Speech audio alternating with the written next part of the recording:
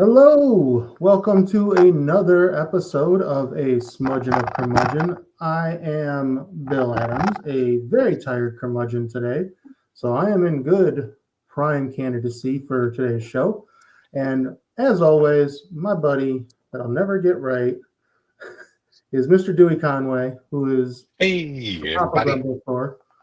And today we have a special guest, a lovely indie author that I have known for well over a year now. I've read his book, or at least the first one. I haven't read the second one yet. But he is Mr. Matthew Zorich. Matthew, welcome to the channel. Welcome to the show. Give us a little bit about yourself and tell us about your books before we get into the fun. Okay. Well, Dewey, it's nice to meet you. I haven't met you before. It's a pleasure.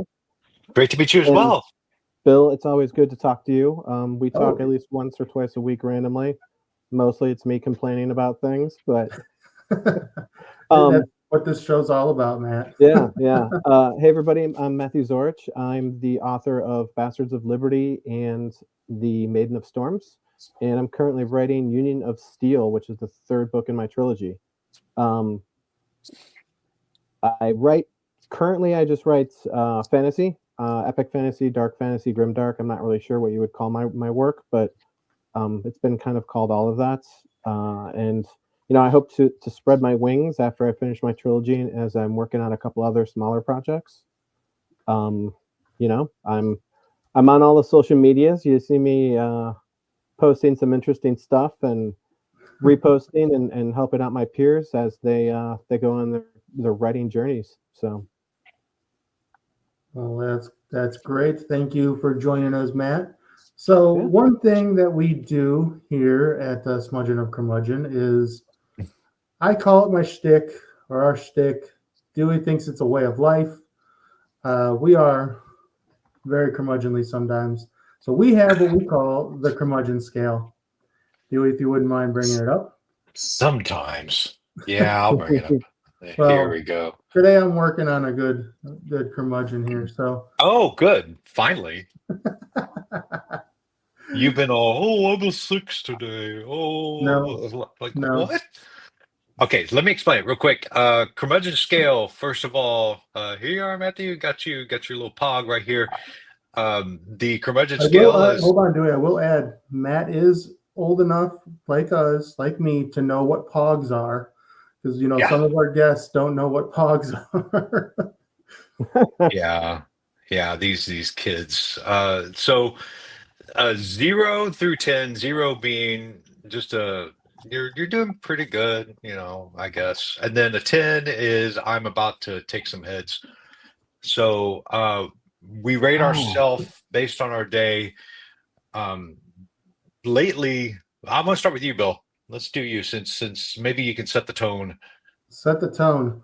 Yeah. So I'm going through it this week with the kids. The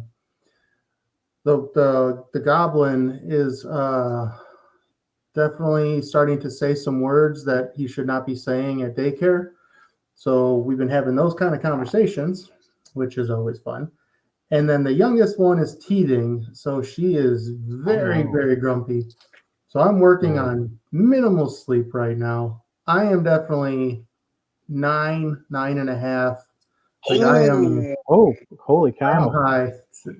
I am this close to just like burning stuff to the ground. I'm laughing, but it's kind of like a seething laugh behind the tears. Oh yeah. Oh yeah.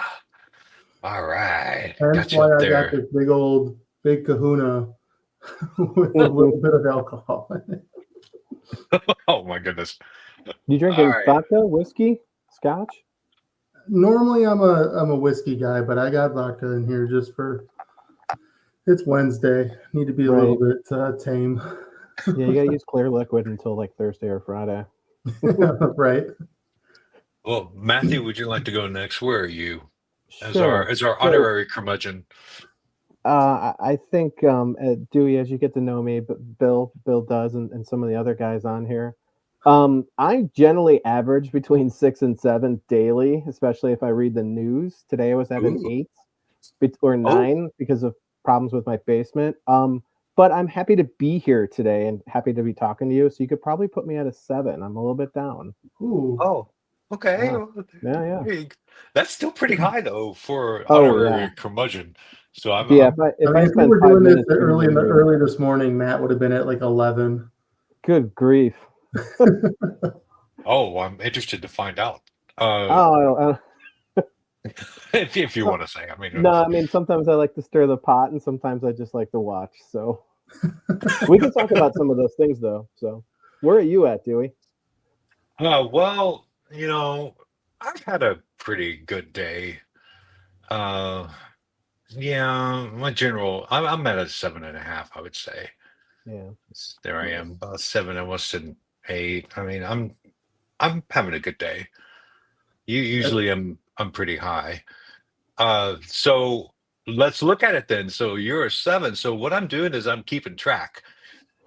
You're a 7. Bill's a 9.5, and I'm an 8. So that's pretty good. Like, see, this is some of our previous curmudgeons. You see how the trend goes really low here. It's like, what are Yeah, we y'all don't have doing? very grumpy people. Yeah, not usually. Well, 10 was pretty grumpy, but yeah, I think though Mike was a 10 way down here. But yeah, you're joining the ranks, so glad to have you. Nice. Glad to have you join us there. Yeah, he showed Tim McKay and Roberti had a 10 on there, right, Dewey? Had 10s, yeah. Tim McKay and Mike Roberti. I mean, like I said, I was pretty livid today. I had a lot of stuff going on, but I mean, we're talking books. I can't be too like unhappy. I'm talking to my peers and my friends, so I'm calming down a little bit. So Lucky. I'm glad you are. Well, we're here to talk about your books. We're here to talk about your journey and talk about all the stuff. Bastards of Liberty came out when? 2023, 24? Yeah, so it was SPO 9. We just finished 10, so was that it's 2025, so 2023 probably, 2022, somewhere around there.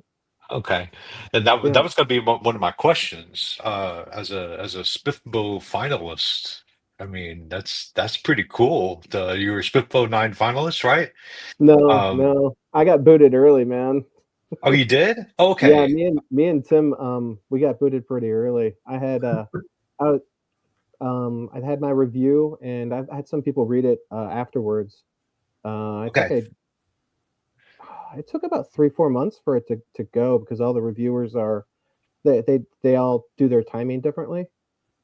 Bill's like, no, he didn't make it. No, I was trying to be. No, Dewey, don't say No, it. it's okay. No, It's okay. but he wasn't all incorrect. So Dewey, if you wouldn't mind bringing up the cover. Yeah. Because Matt was top 3, correct? Yeah, I got 2 after the controversy. So there used to be, Dewey, I know you didn't really pay attention to Spiffbo until this year. And I'm forgetting all about it now. So Yeah, go I ahead know. and explain it. So it's scrubbing from your mind. But there used to be a cover contest, and Matt was That's in the right. top 3 of that year, which obviously this cover, I mean, that's why I picked up this book, was because of the cover. I love the cover. I mean, I love trash polka style, and this is just like straight trash polka, and I love that, like tattooing style. So good book cover. Got me. I'm a cover guy. I judge books by the cover sometimes, and this one pulled me in right away. Yeah. I mean, covers sell. I'm not gonna lie. I know my writing's good when I'm not having imposter syndrome. But I'm lucky enough to have the same cover artist for my second book, and I don't have the cover for the third, but he'll be doing the third as well. He's one of those stories. I think I'm not gonna get it right, but best-selling covers. I met him like on Instagram, and we talked through Messenger for a while, and I got him early. He is pretty much booked for the year, all the time. He specializes in romantic books, fantasy books, things of that nature. I was one of the few like hard fantasy books that he's done. So I'm interested to see what he's going to do with book 3. So Fantastic. So tell us about Bastards of Liberty. Like, I haven't read it. Bill has read it. But if you were to give a elevator pitch for it, like what would why should people pick it up? Why should people be interested? Besides the cover, which is awesome.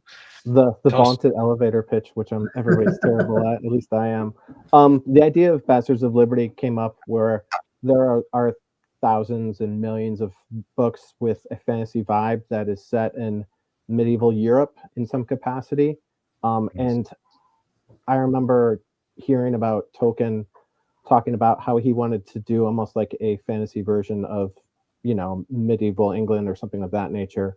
And I was like, America's so new. Why don't we set something in America in medieval times? So I took that idea and kind of spun it where let's do the American Revolution as a backdrop and make it medieval times. No gunpowder, just knights and mages, dwarves, elves, orcs, and set my book in that time period. So I based it on a family of 3 siblings that are related to, I call him Benedict Ashburn as the main family member, and his 3 children, Benedict being the main name as in Benedict Arnold.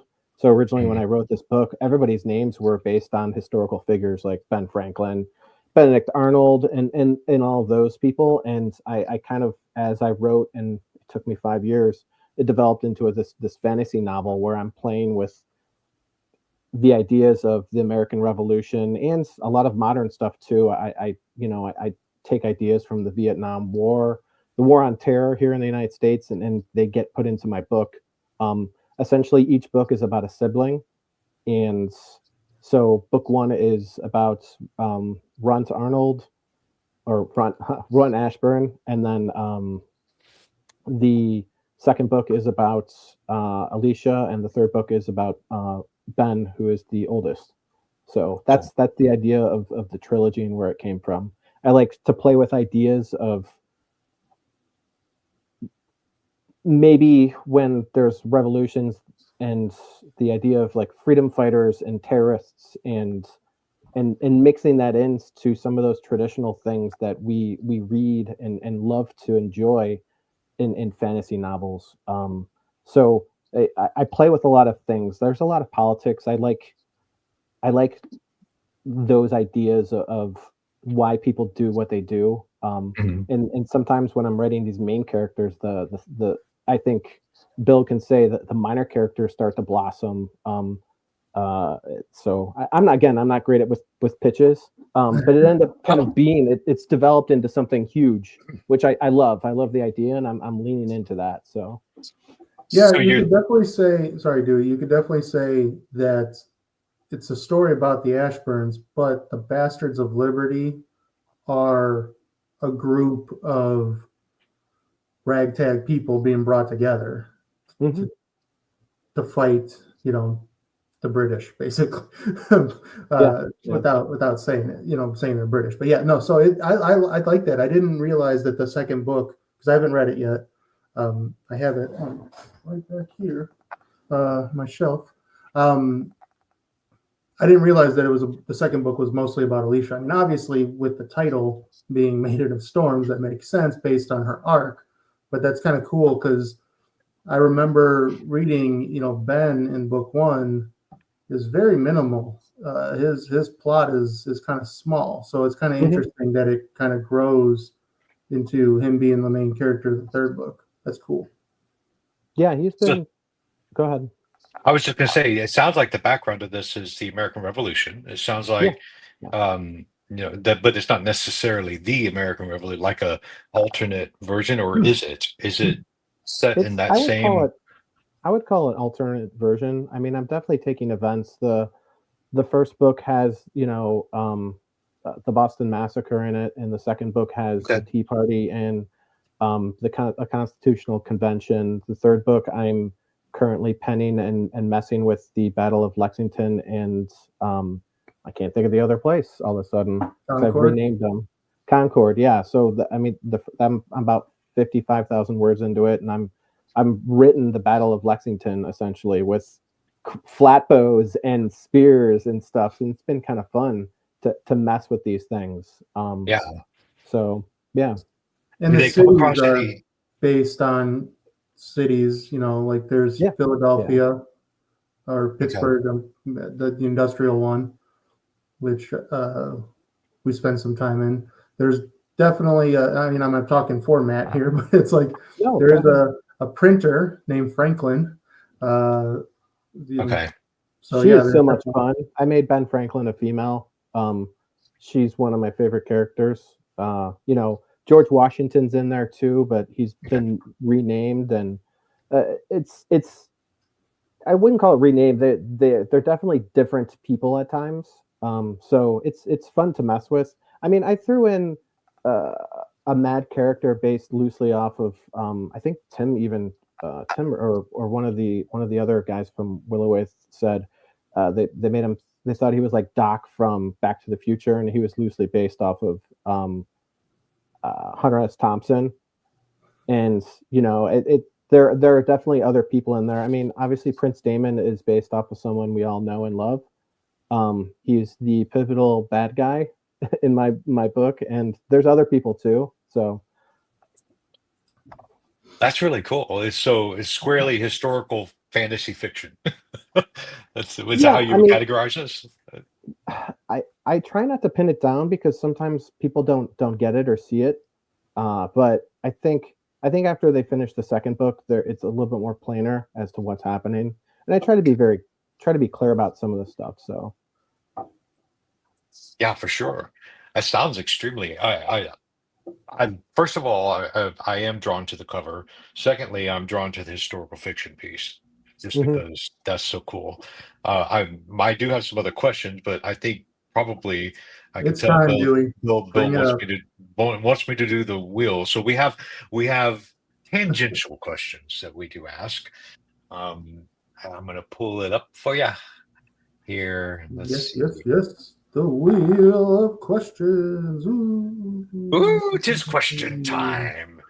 So these questions were generated by my friendly up here. He's up here. There he is. My Bill. He generated these questions. I put them together. I spin the wheel and we ask you. So we have a little wheel here with six spots and a curmudgeon. I forgot to delete the curmudgeon. Okay, well, we'll still do it. So the curmudgeon, if it lands on a number, of course we do the number. If it lands on the curmudgeon, you get to ask us a question. Okay. Whatever you'd like. Keep it PG. Oh yeah. I forget. I always have to say that PG for Dewey's ears. Here we go. Big money, no whammies. Stop. Money bags. Yay! All right, let's see what's. If Washington and Cornwallis were playing the game Risk head to head, who would win? I know historically people want to think like American and Washington would win, but probably Cornwallis. Mm. I think so. I was hoping you'd say that because I think he would dominate. Yeah, he's got a lot more experience in dealing with large land movements than Washington did. Even after the Revolutionary War, Washington had to fall into tactics that dealt more with environments than actual large scale battles. And Risk is a flat board game, so I think Cornwallis would win. Yeah, I kind of agree with that too. That's have you ever played Risk? Yeah, it's been a while. I like the game. It's fun. Yeah, you can do some nasty things in that game. How about you, Bill? Have you ever played Risk? I played Risk all the time back in the day. But Tim brings up a good point. It should have been Stratego. That game, that was a fun game. I've never played Strategic that game. I don't even know if I can say it, but I kind of want to. It looks fun. Stratego. It just makes me think of that SNL skit from like 2000 with George Bush and Al Gore. It's like strategery. Right. God. All right, what's up? Not to as we spin, if anybody hasn't been watching SNL this past year, it has been amazing. I highly recommend catching up if you can. The 50th anniversary episode was good, but a lot of the other episodes have been hilarious. So they had a Yeah, really like good team of people. surprisingly, right? Mhm. Like it's been pretty funny. Yeah. All right, number Well, it 6. hasn't been funny for like 10 years, so hopefully bar's low. What's your Oh, biggest geez. fantasy genre hot take? Oh, I don't know, man. I gotta be careful. I could say something and burn a lot of bridges.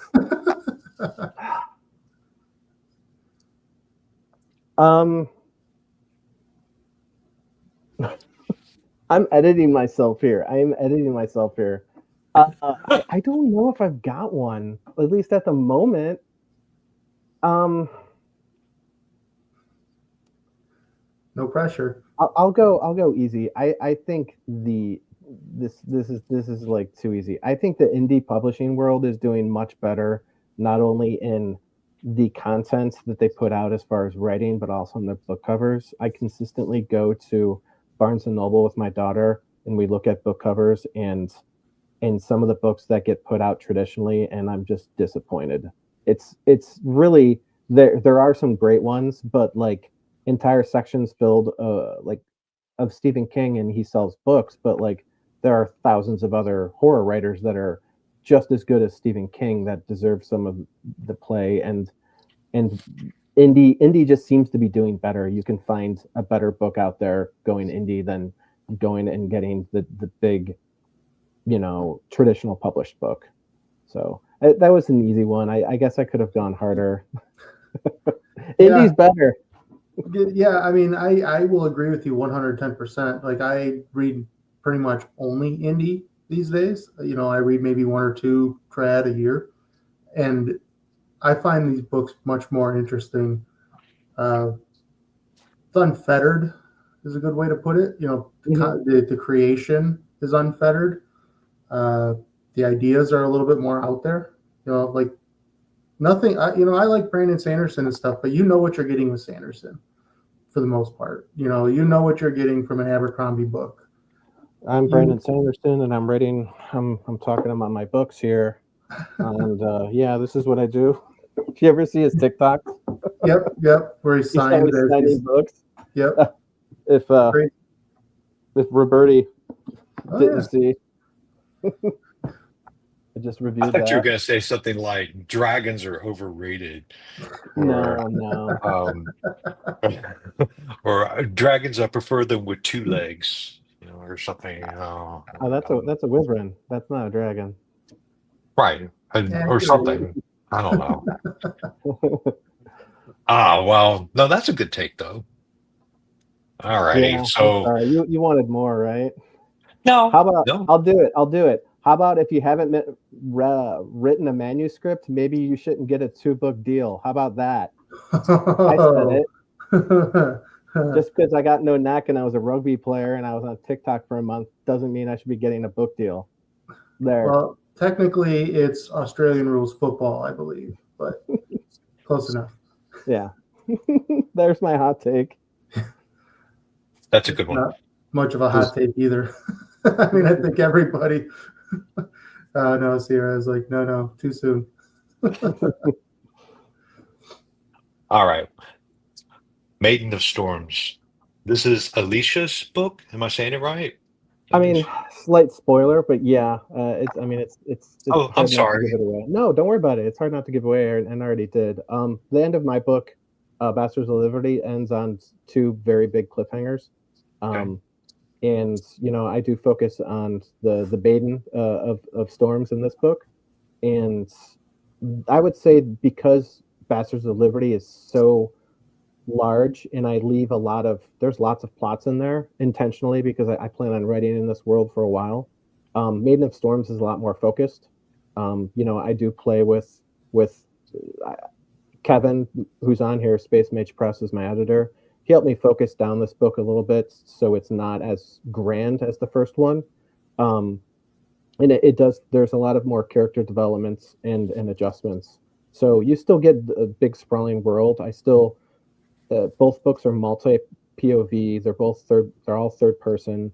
But this one definitely focuses a little bit more on about 4 or 5, main POVs with 3 or 4 other smaller POVs there to show world building and plot developments, because I'm dealing with the main storyline of my main 2 or 3 characters, but because yes, I do hurt people all the time. But also, like, I do these extra POVs, and some people have complained about it. Like, why do I need to know about 2 journalists in Hudson City talking about politics of the court? Well, I'm trying to backfill some things that I've been playing with and will be playing with in the future or in the past. So yeah, it's kind of funny you say that, because I was actually talking to Roberti today about, I think not a lot, but many authors are afraid to have extra scenes or extra characters that help round out the book or the plot. Mm-hmm. Like I don't want to steal your thunder or something, but on my adult book, I added some scenes of the villain to make the villain stand out more. And I could easily cut those and save myself 30,000 words, but I don't think the story would be as complete. So, like, there is that one scene in Bastards where, the prince's guards goes to do, the little club thing or whatever. Oh yeah. And it's only, one scene with them there. And it feels a little bit superfluous, but it does broaden the world. And I think that's one of the big things that indie is great with, is because you can do that. We have the freedom to make our story whole. So, I agree. Don't take out necessary stuff like that. The book has to be as long as it has to be. You don't have an agent telling you. You don't have an agent telling you this isn't going to pass our screen testing, or this isn't going to pass. Yeah, you can do what you want to do. So that's really cool. I think if both books were published traditionally, I bet you would probably only have 2 POVs in each book, and it would be 100 pages lighter in each book as well. And I'm sure it would read fine, and maybe I would have a broader audience. I mean, obviously my audience is smaller because of the way I write. I try to take after historical fiction writers like Ken Follett and Edward Rutherford. They're both historical fiction writers. They're not even fantasy writers, but I really like the way they tell their stories, where they drop characters into large events, and they either are participating in that event or they're witnessing that event. And I like to do that sometimes. Sometimes it's not the character that is doing things. Sometimes it's the event that's doing things, where in book 2, I think you get like maybe 2 or 3 pages of them witnessing a hanging / crucifixion, but it's not, you don't witness it. You're seeing the aftermath, and they're trying to talk through what they're seeing and things like that, where, I mean, my books are pretty dark at times. So I enjoy putting my characters through that. So I am grateful again with Kevin being my editor, because he wasn't my first editor. He did help me focus and develop these characters. So the writing from Bastards of Liberty to Maiden of Storms to Union of Steel, obviously I'm going to get better for each book, but I did get a lot of focus from that. So it was kind of nice to see.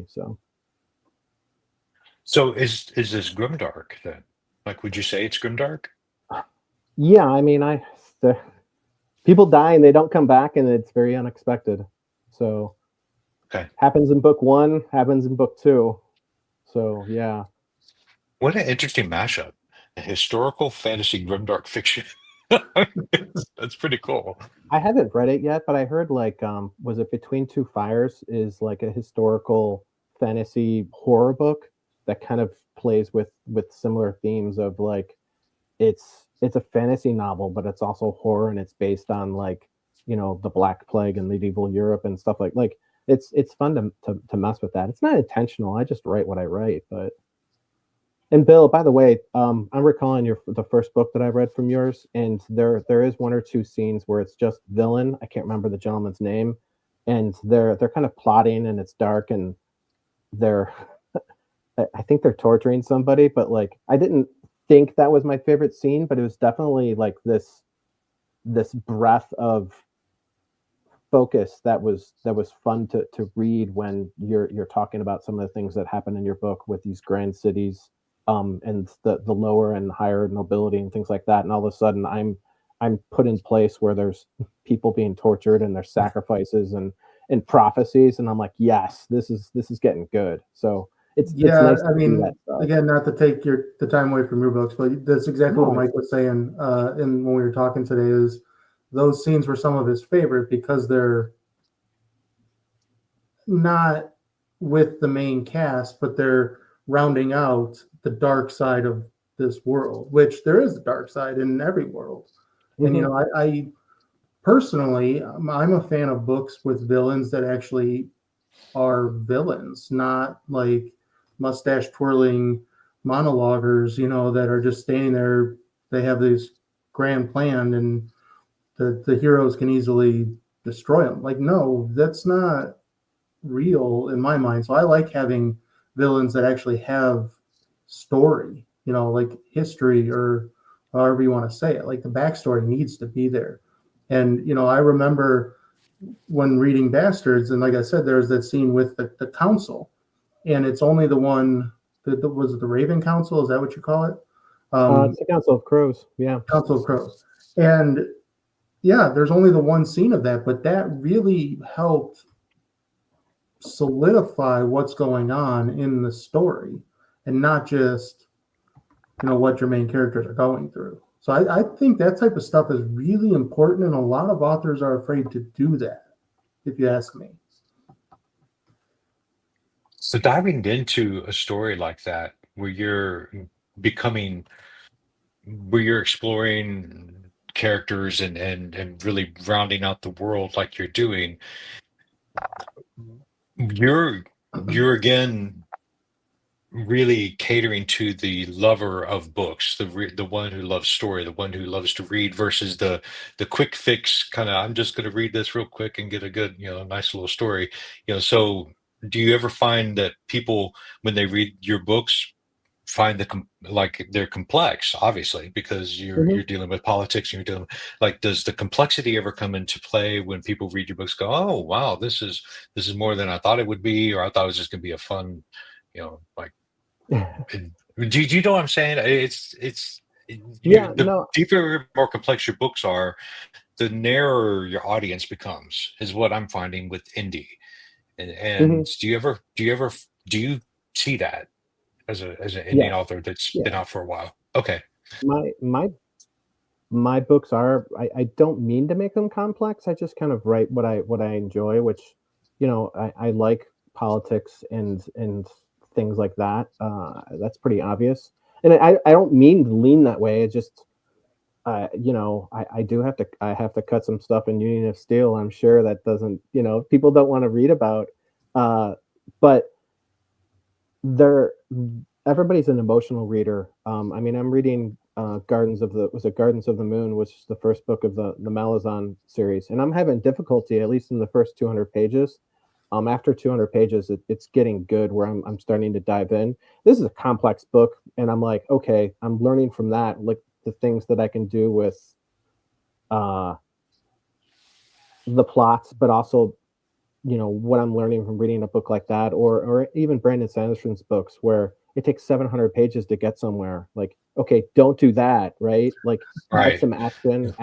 You got to add some action sometimes, and yeah, make sure it's not just cause, but there's definitely those quick fix books. Mine isn't that. This is a journey. There are things that happen. I mean, I talk about library wars in the first book, and that's something I'm going to play with eventually.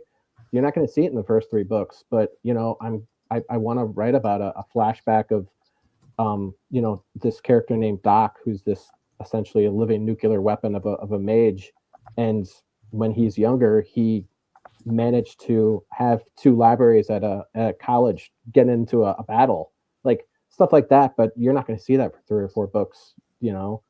So that happens. But yeah, it's I'd love to write something smaller, and I hope to do, but I think my mind might not work that way too. So we'll see. I mean, I've got That is like okay. 20,000 words and 30,000 words in other books that I haven't talked about, but there's always that feeling like, oh, is this just going to be a single book, or should I make this like a new series? So Mm. Yeah, I'm sorry. I mean, I didn't mean to like derail the conversation too much with that question, but it's just, I feel like the indie audience is so different from the traditional audience. You know, it's in that you have to, you have a if you can really find that book that really speaks to you, is what I'm getting at. Like Mhm. with the indie audience, and so this would speak to me as someone who loves historical fiction. I love historical fiction. That's one of my go-tos. I actually prefer it slightly more than fantasy, and so, which I know Bill's probably going to hate me for that.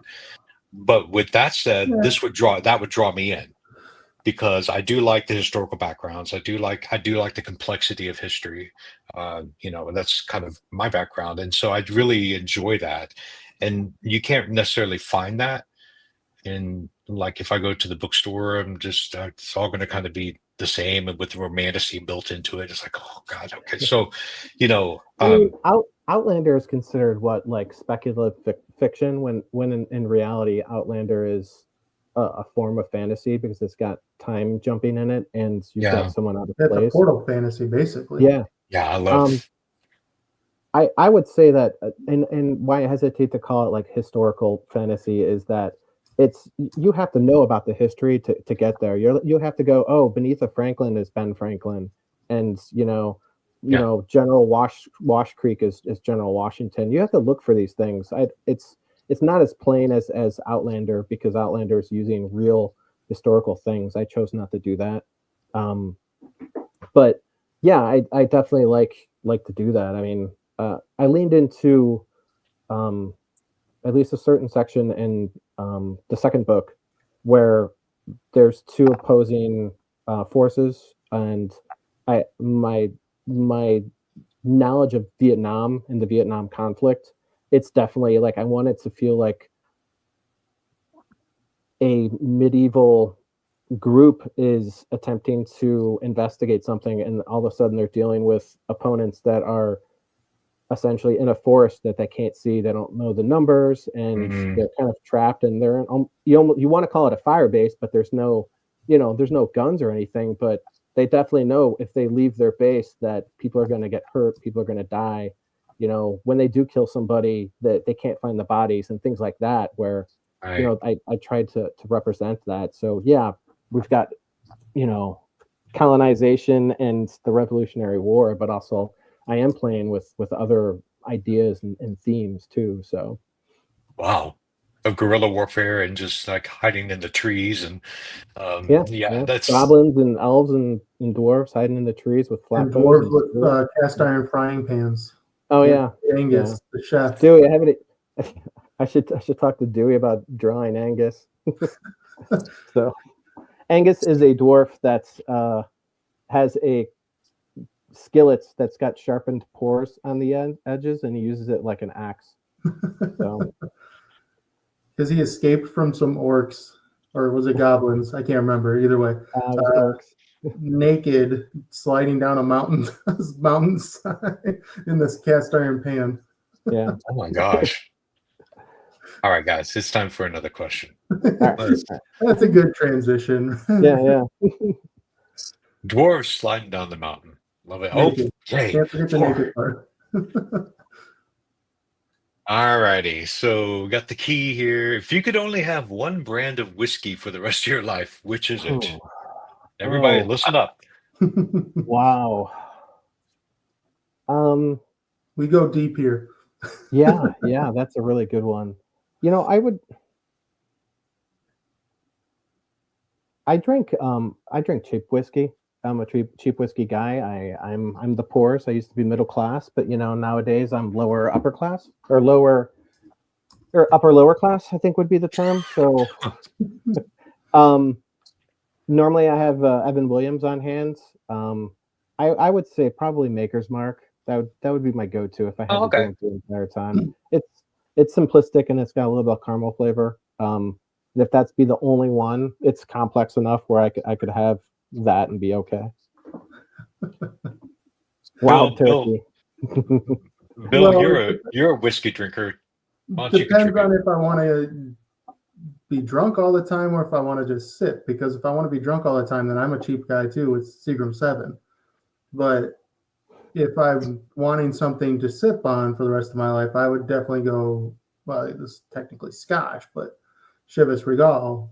I could sip on that shit all damn day, and I can survive on that one. We got this refrigerator a couple of years ago. And it has, and I didn't know it did this until we fired it up and hooked it up to the water line. But it makes in the freezer, it makes these whiskey balls, like balls of ice. And I don't know, have you ever seen a fridge that does that? And anyway, this one does. And so the first time that happened, I heard this boom hit, and I was like, "What is that?" And I went in there, and lo and behold, there's all these whiskey balls, but I didn't know that's what they were. I thought they were just fancy ice. And so, Dewey is so sweet. so I was like, I put a couple in, and I would poured some Kool-Aid, and I was like, "This is good." And then, of course, Get your Tang from your 70s. Is that what you? Ew, not Tang. Ew. No, I'm not a Tang person. I'm a Kool-Aid person. All right, hold on. I'm going to keep that adult joke to myself. Yes, please. I said that, and then I thought to myself, "Oh, great! I've Open the activated. door. I've activated Bill's brain." Oh boy! All right, let's ask another. Oh, yay! 2. Okay. 2. Raymond's crown. This is neat. So I listened to the podcast. I didn't watch the videos of your previous shows. So getting to see it's a little bit. I'm seeing a different idea of the show. When I was listening to the podcast, I'm like going on walks and hearing all the interviews and stuff. So. Oh well. Yeah. Now that we're officially on a podcast, we probably should read the questions out loud. That's what I've been doing. I've been reading the question. I'm just making sure we do. I always read the questions out loud. Okay. I'm a professional, Bill. I'm a professional. Okay. Number 2. He rolled a number 2 podcast. Yeah. And it reads, which of the Bastards of Liberty would be able to defeat the Predator? And who'd be the first to die? Wow. Now, first of all, do you watch movies? I do. Okay. Yeah. I watched The Predator when it first came out. Yeah. Okay.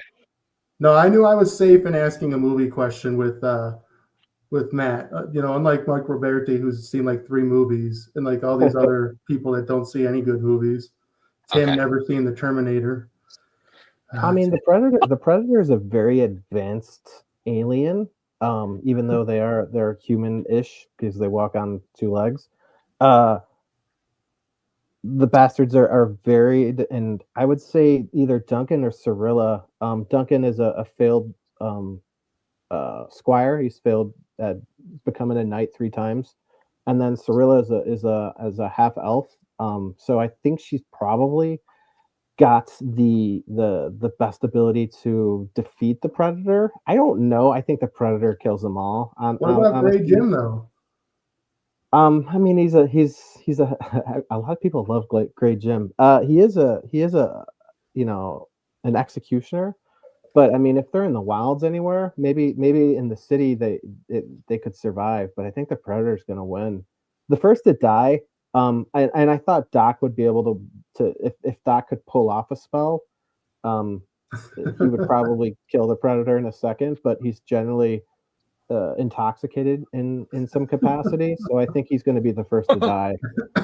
So, and for those who haven't read, Doc is one of the first characters you meet in Bastards of Liberty. He is a veritable, insane, revenge-driven mage who hears the voices of every single person that he's killed. They basically just add to his mind.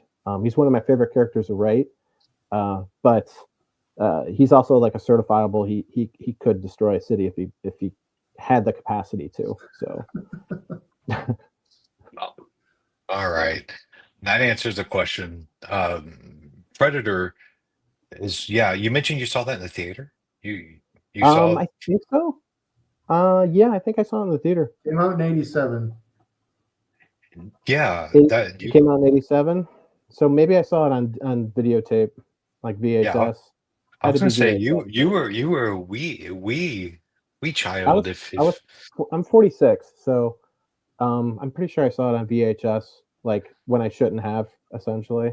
For all the young people out there, VHS is a rectangle, black rectangle that goes into a VCR, a video cassette recorder, and you have to push play for it to work. And sometimes the tape would come out and you have to spin it back in. you have a magnetic tape, and actually on that tape is stored all of this information that gives you a picture on a screen. Oh So, my gosh. so Matt, I just had a random question, random thought pop in my head. And I think we talked about this, but with your title being, yeah, definitely, Jared, thanks. With your title of the first book being Bastards of Liberty, what type of trouble have you had with that type of title? Getting things out there, getting things on Amazon, so all that type of stuff. For all the writers, I mean, and moving forward, you need to be very careful how you title your books. I think Bastards of Liberty is a brilliant title. It's a play on Sons of Liberty, obviously.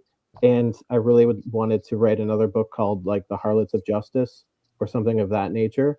But I found that Amazon and Facebook and other websites have weird clauses in their advertising rules. And I am not able to advertise Bastards of Liberty on like any of their platforms. And Facebook gave me trouble as well. So when I first started, I actually had enough money where I could do ads. Basically, I couldn't do ads. That they won't let me use Bastards of Liberty as a inside of the ad. Even if I don't use the title and they just have the book cover, they won't post it for ads, which has been, a slight negative. I probably should have just called it The Conspiracy of Crows and then like called this series The Bastards of Liberty. That way I would have gotten away with it, but it's already too late and it's there and done. So Could you just like make a secondary cover and like put like an asterisk over one of the A's? I mean, I could, but I would be bowing to their censorship and I'm just going to have to live with it. So, yeah. Well, that's interesting. Yeah, that's I don't agree with that. And that's coming from me. I don't I don't agree with because the term bastard is not technically it's not a bad word, it's and so I don't. It goes against one of their policies. I argued for several days and eventually I was just like, whatever, like this is ridiculous. So Yeah. Okay, so Matt, this isn't what you do for your living, right? Like this is your hobby, or is it? I mean, like with all of us indie writers, it'd be great if this could be the living, but like, what's your real, like, when you're not writing, what do you do? I work in IT. I've been working in IT for about 20 years. I'm a project manager for a pretty large IT company. So fantastic. That's awesome. So is that your background, is networking and IT or like? No, I went to school for journalism and writing. I've written for a couple of like really small papers, just doing a couple things here and there. But I've always loved writing and stories and things of that nature. So I had a couple chances to work for a larger newspaper, and I declined and went against that and got an IT job just because it's a little bit more static as far as safety is concerned. Oh yeah. And then, a couple of years after I turned down that writing job, my dad was helping me get. The paper kind of, I wouldn't say folded, but that was when the downturn of newspapers occurred. So this would be like, what, 22 years ago or whatever. So it's, it's been touch and go. I would have loved to write for a magazine or something like that, but I would probably be in worse shape having been like a journalist writer. A lot more adventures, but I wouldn't be where I am now with a house and being able to raise 2 kids and live the life that I currently live. So Do you find that your background in journalism has influenced your writing style or your interest for this story, or like did it directly influence you somehow? yeah, I mean, and I went to Kent State University and I finished up at Akron University, but throwing down, you get pushed really quickly when you start writing journalism to write quickly and to get as much information down as possible. Yeah. And it's been great, but also I have to unlearn things, and I'm still unlearning things from journalism because I can be they beat out the creativity in you when you write journalism. So having to use adjectives again and things like that, and making longer sentences and things of that nature. So I think there'll always be a little bit of journalism in me, and I keep but I created a couple characters that are either writers or journalists in my books. Like you get Okay. introduced to a journalist in the second book. And so yeah, that's always going to be there. But I'm learning to undo some of those things too. Like I had battle with an Oxford comma for a couple of years between like the way that how do I properly put in a comma when there's 3 different subjects and things like that. Like because I learned one way to do things and then I keep running afoul to grammar and things like that because I shouldn't be writing this way. So MLA or whatever the hell it is. Or yeah, it's something like that. But they beat Chicago that into style, you. all that crap. I was gonna say one thing I battled with was the double spacing after a period. Yeah. I learned it Yeah, on a typewriter, so yeah. totally get that. I figured you did. If it was 20 years ago, and they were still teaching that typing, Hmm. and I remember it was 2014 or 2015 in my job. I kept double spacing after I was at work. I was double spacing, and I had some young thing come up to me and say, Mr. Conway, you're not really supposed to do the double space anymore. And I'm like, I'll do what I want to do, is what I told her. And then of course I find out, yeah, it's Curmudgeon. really, yeah. Oh Yeah, well. I mean, I still double spaced until probably about 8 or 9 years ago. Like when I was doing my first like iterations of my book and querying, they still had double spaces in them. And then somebody told me, it was like, you don't have to do that. I was like, what? When did this happen? Like, what? Yeah, I think somebody just sits in the back room and thinks, okay, how can we screw up all these old people? Like, what can we change like by tomorrow and not tell them until it's too late? Oh, I'm dreading when my kids go to school in the future and I have to learn the new style of math. I sucked at the previous style of math. Dude. I'm not looking forward to a new style.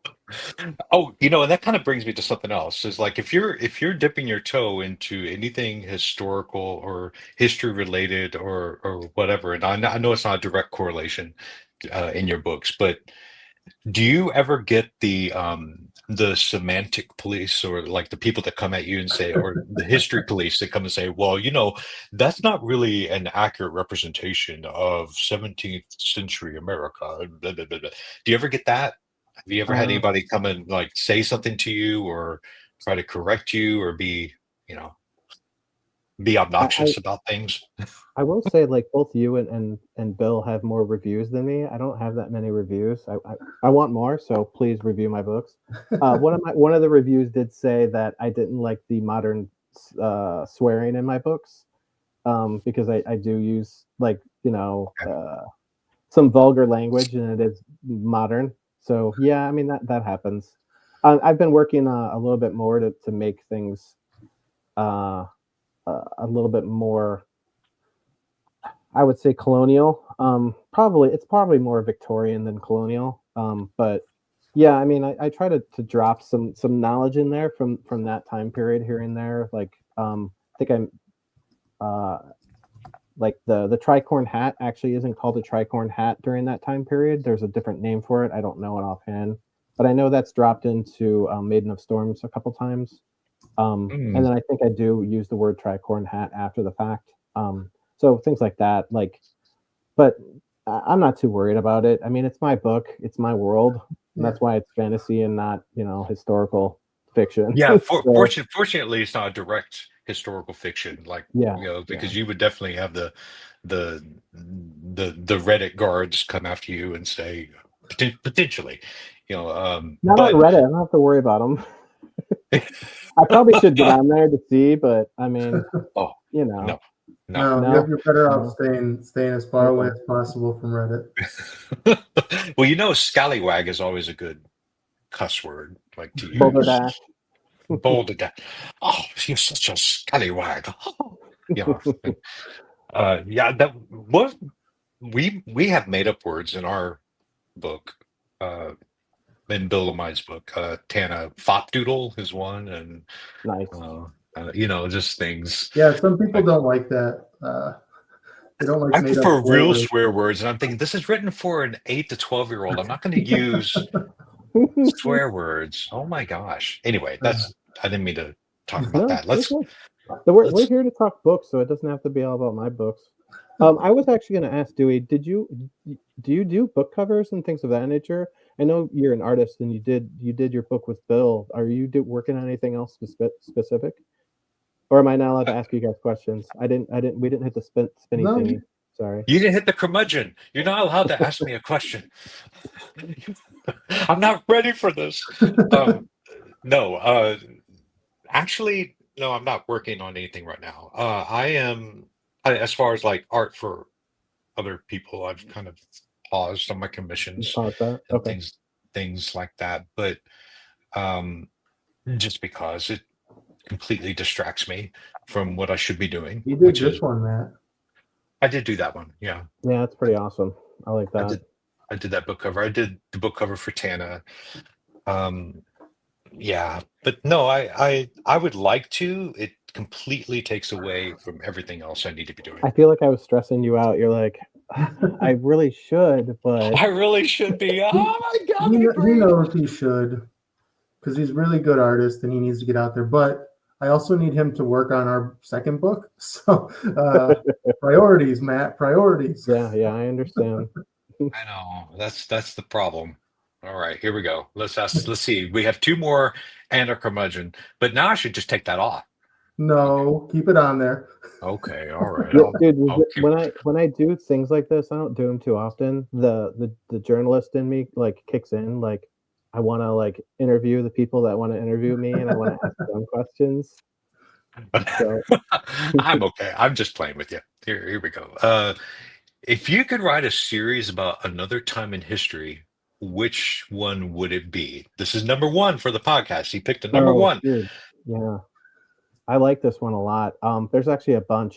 So I really enjoy the 1940s and 1950s leading up into the 1960s, but specifically here in America where they developed new journalism. So right before new journalism, which is a form of journalism which develops into what modern journalism becomes, is the beat writers that come over from World War II. They come home and you get all the fun books like On the Road and those type of things. Then right after that, you get Thomas Wolfe and Hunter S. Thompson and a couple others. Hold on, I want to say, because I haven't read her book, but I understand that she's a pivotal character too. Her name is Joanne Didion. She wrote Play It As It Lays about the California during that time period. But it would be really cool to write a series or a book in that time period, but have like light to medium fantasy elements during that time period, where it's this cusp of America on the verge of revolution leading up right before the start of the Vietnam War. Would be really cool. Wow. And that does draw on your experience as a journalist too, like that knowledge. That's really pretty awesome. Yeah. Do you have you written anything down? Have you No, This is the Like most other planning non, he's done for that. I just really like that time period. It just is always, I would call it influences me or just interests me. I just, for whatever reason, I think peak America is 1968 to 1969, but the lead up to that time period, that 10 to 15 years before it, where you've got McCarthyism and you've got all this, the government, FBI, and all the civil rights stuff just coming to a boil. And then because it's after World War II, we're blooming and there's like that first microwave oven, and all of a sudden you have dishwashers, and then there's the pill, and you know atom bombs and everything. That's a really cool time period for us to to to know about. And then if you throw magic in there, or if you throw elves in there or something, I haven't written anything about it, but it's interesting. So That would be awesome. That would yeah, be. I think that's a great idea. yeah. Um, If someone wants to steal it, that's cool. I get it. I've got like 3 or 4 other non Vineland Bastards of Liberty books like in plotted away. So I've got 20 or 30,000 words about a ghost baby. So well, it sounds like you're squarely into the American history foray, so you're not going over to Europe or doing the Middle Ages like you mentioned kind of before. I love Europe, but it's been done millions of times. And I'm Yeah. not, the other areas that I like to learn about, which is like the Warring States period of Japan. And then I think there's something very similar in China. But I would say Ken Liu's kind of got his hands in that. If you guys know anything about the Romance of the Three Kingdoms, which is a historical book in the same vein as like Ulysses when it comes to Greeks, only set in China. Ken Liu's steampunk book or steam silk books, which are the Dandelion Dynasty series. Um, he's taken this book, Romance of the Three Kingdoms, and used that as a base to write this, like I think it's like 5 or 6 books series. That's wonderful to read and learn about, but it's not like I could take that time period and that culture. I don't know enough about it to write about it, but it's fun learning about that type of stuff. I'd love to see a Japanese version of it. I got Yeah. really nerdy and really deep there, everybody. I'm sorry. I'm probably putting people to sleep. No. I love it. No. Uh, well, let's do one more. So see what it lands on. Oh man, Bill, we got away with it. Dewey got away. Well, not technically, because he did ask the question. So Yeah. All right. What role would you have? Oh, this is number 5. What role would you have succeeded at in the American Revolution, and which would you have sucked at? Oh, I kind of been thinking about this lately. Like, I think I would have been all right as a printer in some capacity. Like, I'd have to be city bound, at least during the colonial period here in the States, or even in Britain. I'd have to be city bound, whether it's London or Boston or New York, or the fantasy versions of those places. So a printer in some capacity or a messenger in some capacity. I couldn't be. I know it's in my roots because I'm Polish and Slovak and stuff, but I don't know if I could handle being a farmer or living out in the wilderness. I think I'd have to be in a city in some capacity doing something like that, whether it's an apprentice to like a coppersmith, whatever. I don't know if I could like be out in the country anymore. I'm a city boy. same. So you would have sucked at farming, I but would have done it begrudgingly. I wouldn't have been, it would have been suck awful. at trying to sustain your own life. Yes, very much so. have you in the American Revolution during that time, the printing presses, was it the Gutenberg, like the swappable tiles? Do you know? Yeah, you have the drop-in tiles and then you Yeah, have the wheel that goes over it. So I think a little bit better than the Gutenberg. yeah. Okay. Have you ever operated one of those? I have not, no. Yeah. Well, they have one here at the Renaissance Festival in Texas.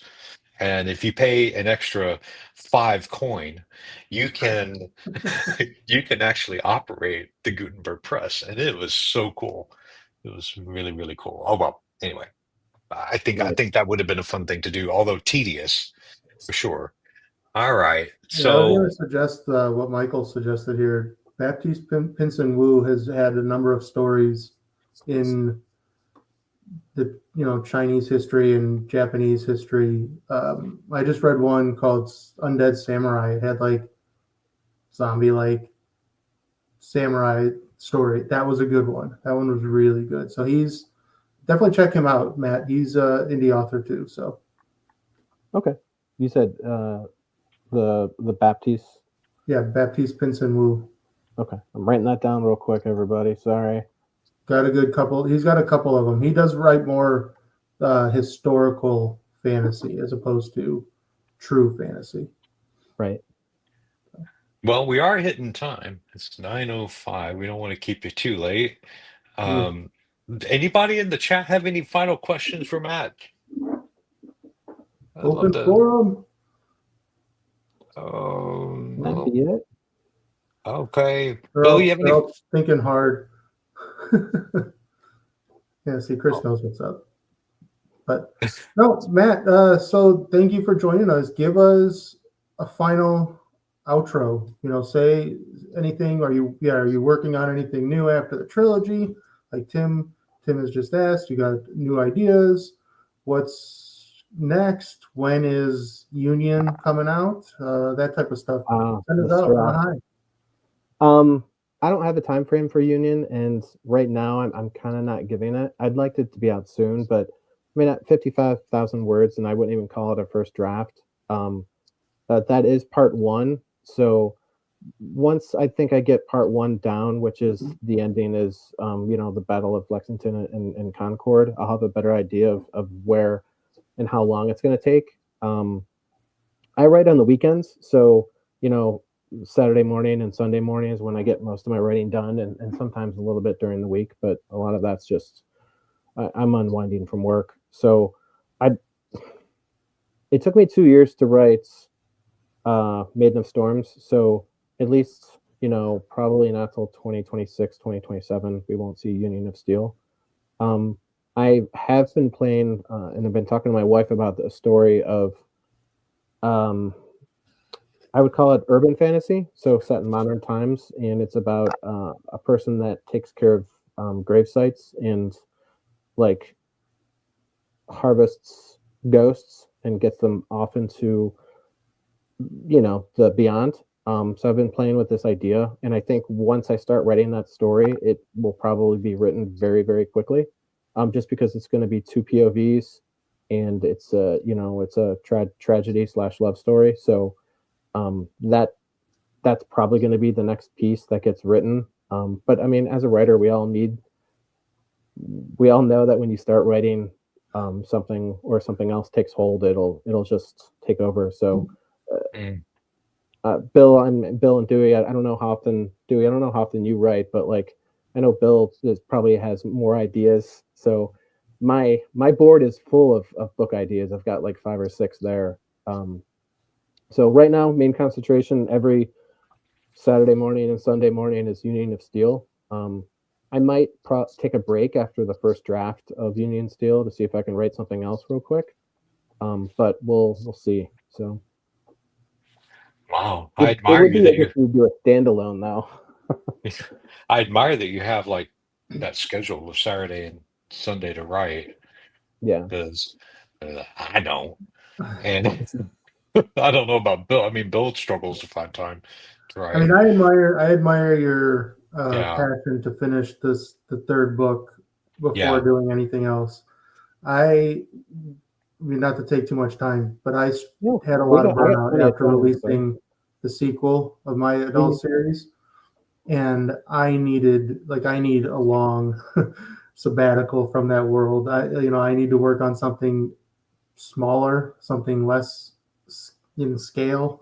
The book I'm working on now is pure popcorn, like Dewey mentioned earlier. The quick thrills. That's what I'm writing right now. I'm not going to do something deep. I need to stretch out a little bit before I go back into that dark world that I lovingly created. So I admire you going right back into Union and diving in before branching into something else. I mean, we talk about. I mean, you guys say curmudgeon. I don't have a way to vent like I used to anymore when it comes to some of the news and politics that I read. So some of that, I would say a good portion of my anger and frustration with what I see going on, it gets put into my book. It's definitely evident in book 2, and it's going to be evident in book 3. So, you know, some of the cruelty and the horribleness that I see going on, I need to remedy that in some capacity, and I think writing is a good way to do that. So you see that in my books. Sometimes you're going to see some terrible things in my books, but overall, that I do have ideas of how things will work out. So It's great. So, any final thoughts, Matt, before we let you go? no, thanks for having me on. Again, I totally would. We could probably go another hour where I could interview both you guys in regards to books. But I know you're also tired. So thank you for having me on. I really appreciate it. If you can follow me on all the social medias, Goodreads, leave a reviews, good or bad. I'll take 1 star. So I'll take 2 stars. I don't care. Oh, But I mean, also, just keep promoting other indie writers and stuff like that. I can't wait to see who else you guys interview in the next couple weeks and year or so. So well, it's been a pleasure being on. Thank you. Yeah, Absolutely. Thank you for joining us. And we have Dewey your is stuff wonderful. all linked. Yep. Everything is linked. Dewey puts it I in have here. you linked your Raccoon County Press website. Yeah. Is that the correct one? So I have that pulled up as far as like linked in the description below, as well as just where you can find all your stuff. Besides that website. Raccoon County Press is myself and another writer, Ty Tracy, or I would have totally begged Bill to be on his group. But I'm already on. Ty Tracy is a horror writer, and we've got our own little thing. He's reclusive raccoon. He doesn't come out very often, and he's in a similar situation that you're in, Bill, where he's got a younger one. So finding time to write, his books doesn't happen very often. Every now and then, I kind of nudge him and try to say, "Hey, you got to keep writing every now and then." And his work is really, really good stuff. So I'm hoping to get my book out before he finishes his book, but he writes so fast. Horror writers can write so fast. I just gotta say, like they can just spit out 250,000 word books like it's nothing. I also think, and not to make it sound disparaging to the genre, but like urban fantasy, you have a little bit of a leg up because it's typically a modern world that people are aware of. So the world building is a little less new, I guess you would say. Yeah. Like, so that's where it helps, where they can write that type of fast. But Matt, this was great. We would love to have you back sometime in the future. We can chat a lot more. We're always open for you. So thank you to everyone who joined in the chat. This was a good one.